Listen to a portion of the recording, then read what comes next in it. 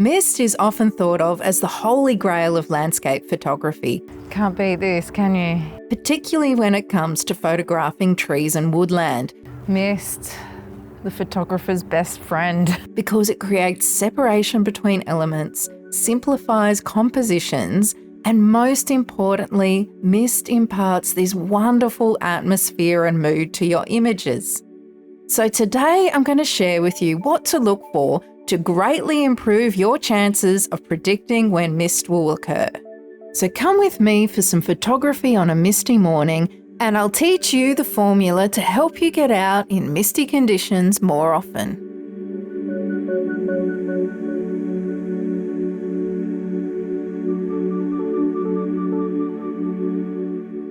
First thing to look for when predicting mist is the wind speed.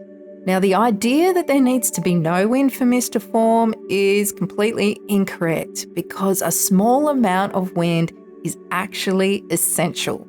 You see, mist occurs when water vapour in warmer air is rapidly cooled, so the air needs to mix for this to happen. Hence, mist will not occur when it is dead calm. You need to have a little tiny bit of wind so that the air will mix, but not too much that it breaks it up. So what you want to look for are light winds of between about 4 to 13 kilometres an hour.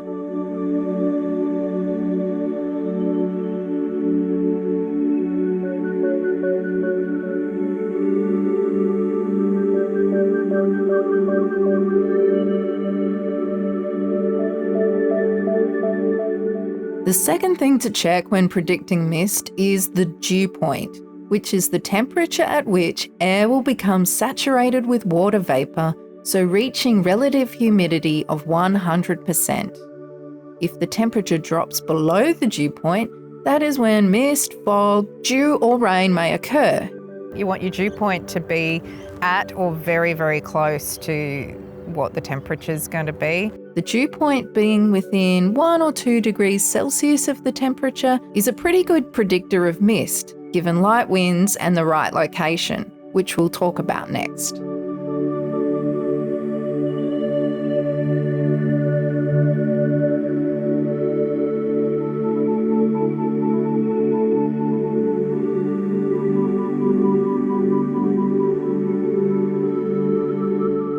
Alright, so now we know that for mist we want light winds and saturated air.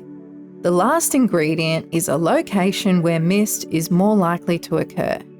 Because we need air saturated with water vapour, as well as air that cools rapidly, we are more likely to get mist around sources of water, as water can help us satisfy both these conditions. Obviously, water sources make saturated air more likely, but also the temperature of water will often differ to that of the surrounding land, hence making that mixing of warmer and cooler air more likely. So check out locations around lakes, rivers and creeks. Here tends to have more dampness. There's a creek just at the back there. This area, as we've seen before, sometimes has water in it. Particularly where there are also changes of elevation, which can help in creating that temperature difference in the air.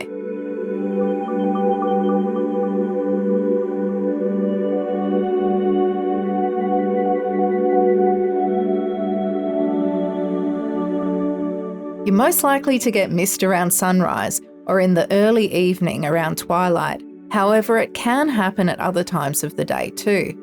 It's all just a matter of when and how long the conditions for mist are met. Here where I live, we don't get a lot of mist, and the temperature often goes up quite quickly once the sun's risen, so mist disappears rapidly with sunrise. Places where the difference between the minimum and maximum temperatures are quite small may find that mist lasts much longer, even potentially all day.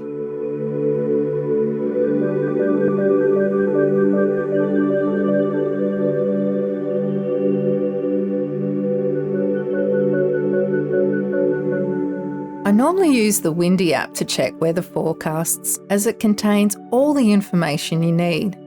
Just go to the weather forecast for the location, then choose the Meteogram view, and you'll be able to see the temperature, dew point and wind speed throughout the day. It also shows predicted cloud cover, rain and snow. I suggest starting from about an hour before sunrise and going from there.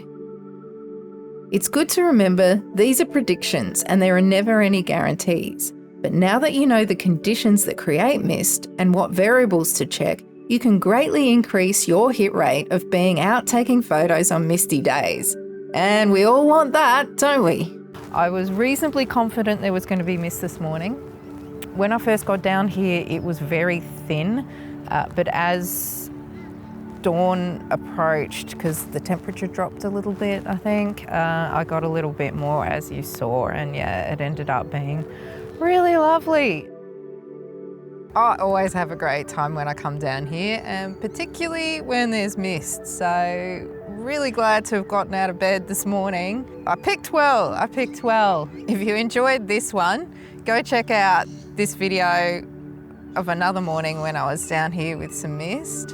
And thank you all so much for watching, and I will catch you all out and about next time.